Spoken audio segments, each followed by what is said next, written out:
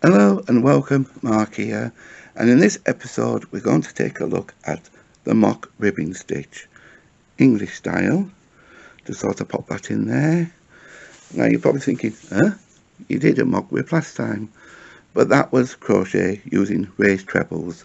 This is of course knitted, and as you look at the stitch you can see the V's from the knits, and you have what looks like a moss stitch going up in between. That lovely. Now this is a nice dense fabric that is still quite stretchy. Makes it a good alternative to the 1x1 rib, or the single rib as I like to call it. This is a multiple of 2 plus 1, so any odd number of stitches,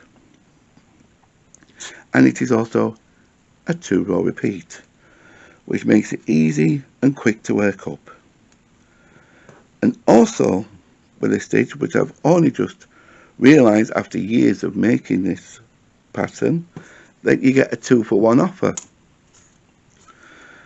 The stitch pattern on the back, just bring it up a bit closer, is actually a stitch all of its own and called the JULE Stitch or JULE Stitch, depending on how you like to pronounce it. So you could use this actually for something reversible, something that you could say a hat, wear one day looking at the mock ribbing, and then turn it inside out the next day and have the JULE stitch looking at you. So you get 2-for-1, something that is quite reversible, which I didn't really notice before. I'm quite interested, actually, quite excited about that. I think that was it. Yeah, that's everything I wanted to say about that. So let's get crafting, shall we? Here we go. I have some stitches already on a needle ready to go, but not quite enough. I just need to make one more. There we go. Now I have 15 stitches on there. Just a small sample, just to show you the stitch. So row 1 and all odd rows is your single rib, which is knit 1, and then your pattern repeat is purl 1 and knit 1, and you just repeat that to the end of the row. Purl 1 and knit 1. Just remember to bring the yarn back and forward between those needles so you don't accidentally do any increases.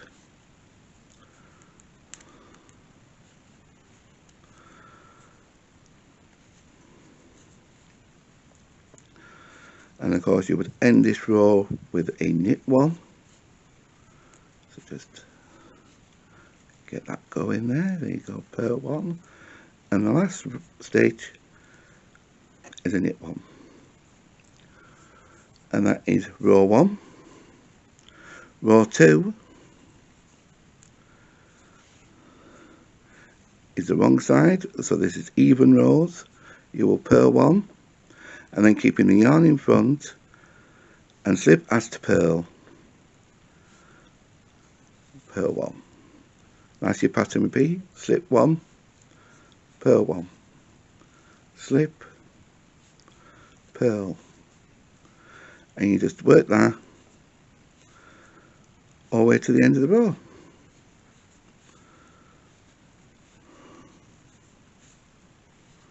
And of course you'd end with a purl 1, and that is your 2-row repeat. I said it was easy, and there you go, that's as easy it is. So let's do a recap, shall we?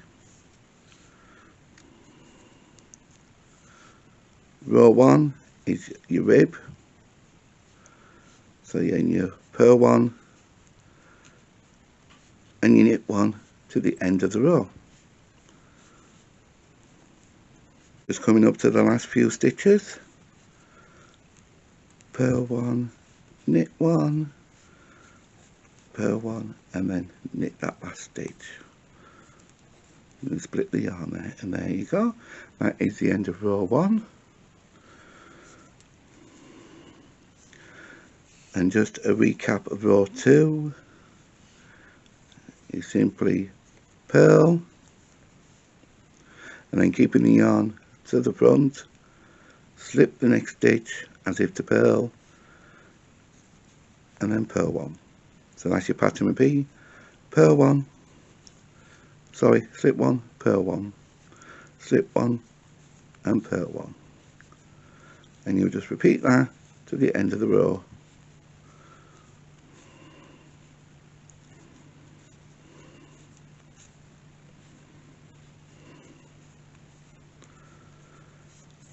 And there you are. You can already see the mock rib pattern forming at the front, and you look at the back and you can already see the JULE stitch starting to form. So there we are. That is all there is to the mock rib. Isn't that fascinating? Such a beautiful little stitch, and you get 2 for 1. Why not indeed, eh?